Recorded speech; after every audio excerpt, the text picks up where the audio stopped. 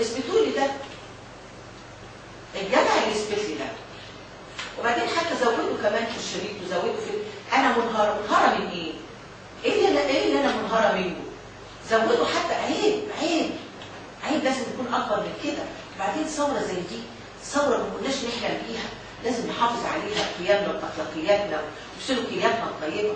عيب، ده احنا دين التسامح، سواء دين مسيحي او دين اسلامي او دين يهودي. ربنا سبحانه وتعالى نازل في كل الاديان السماويه التسامح. لازم تكون كمان احنا عندنا اخلاق، عندنا كرم في كل حاجه. يعني انا مش شايفه بصراحه بقت العمليه كل واحد متغاظ من الثاني، او كل واحد حاقد على الثاني، او علشان حد نجح يبتدوا بقى يمسكوا له. حرام يعني. مش بالنسبه لي انا بس، بالنسبه لاي حد. يا ترى لو قابلتي باسم يوسف مره هتعديه على الحلقه اللي عملها على موضوع كلامك عن الثوره؟ طبعا انا مش يعني في مثل بيقول عتاب مش عارفه ايه اكراما ليه. مش عاجبه طبعا، بس هو انا بقول له لا، بوجه له رساله بقول له عيب، لان انت ما تعرفنيش.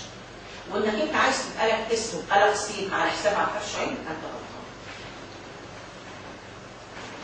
ديابه. ليه كل ادوارك منحصره في دور الام او ست الطيب؟ اكيد كتغيير مناسب ليكي. مش عارفه اقول الكلمه، بس بجد لو عملتي دور شر افتكر هتكوني جامده جدا. خلاص يا ديابه، طب انا هكون ان شاء الله المره الجايه اعمل دور شريره وهضرب بقى وامسك مدافع على الشاشه واعمل حاجات غريبه جدا.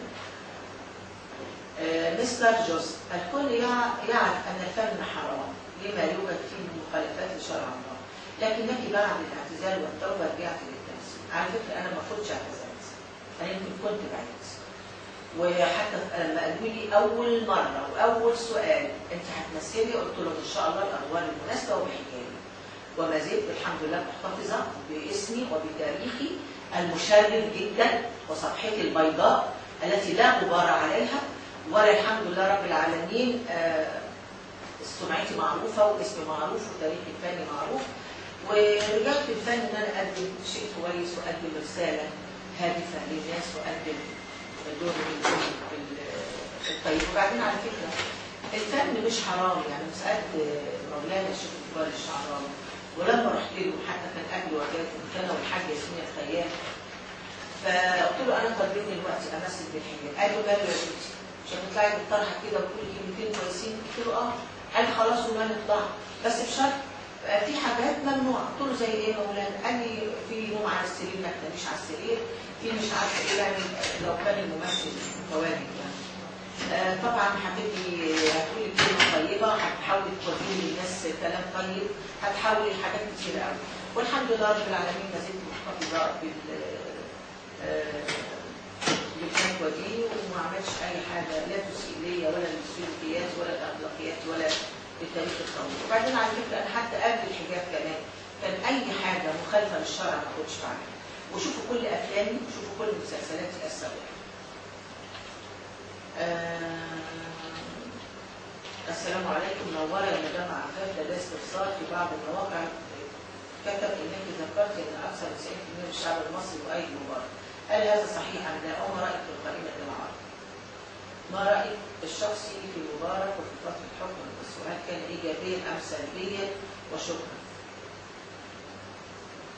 ما تعليقك على ما قاله المطرب ايهاب توفيق عن تربيع وضعه ضمن القائمه السوداء لمجرد ظهوره في البرنامج الذي استضاف حضرتك والذي اثار حديث عن تسبب الثوره في اغلاق محلات البيتزا الاستياء بين الثوار. على فكره الثوار كلهم وانا مريضه في المستشفى انا بقول الثوار كلهم بيزوروني في المستشفى. مين هم بس الثوار؟ كل ما بقابلهم يقول على فكره احنا بنحترمك وبنقدرك وانت شرف لينا وشرف لكل المصريين. فانا عايزه اعرف بس الكلام ده بيجي منين؟ انا مش عارفه. وبعدين يمكن انا قلت ساعتها علشان الشعب كان كله ساير والبلد، انا كنت خايفه على البلد والبلطجيه اللي كانت في البلد والبلد اللي بتتدمر. كلنا ما شفنا مصر كده، انا حزينه على مصر ومحدش على فكره زاد على وطنيتي. انا الحمد لله رب العالمين انا تاريخي الفني كله معروف، ومعروف مواقفي كويسه جدا جدا جدا. ويمكن انا مش هتكلم برضه عن نفسي لان كان في حاجات كثيره جدا يمكن انا قلتها في برنامج قبل كده، وكان مش عايزه اقول برضه لان هيقولوا بقى تدافع عن نفسها. لا، يمكن لما كنا بنصور في اليونان كنا بنقابل حاجات كثيره جدا، بنقابل عرب كتير جدا، كانت بلد مفتوحه، والاستوديوهات ساعتها كان كل المنتجين بيصوروا في الاستوديوهات اللي احنا بنصور فيها، كانت كذا استوديو. فكنا بنتقابل طبعا، وكان كل بقى بيقعد يشتم فينا وفي المصريين، وليا مواقف يعني مش عايزه اقول لكم مواقف رهيبه. يمكن مره يعني كنت حامل وجالي نزيف بسبب واحده قاعده تشتم في مصر وتسب المصريين، وحد تاني برضه قاعد يشتم في مصر ويسب المصريين ويقولوا له انتوا خونه، انتوا وافقتوا على اتفاقيه كامب ديفيد. الله، بالليل تقول علينا احنا خونه؟ ليه؟ المصريين عمرهم ما كانوا خونه يا جماعه، بالعكس ده احنا شعب مناضل وشعب الحمد لله رب العالمين يشهد، العالم كله يشهد للمصريين ويشهد لمصر.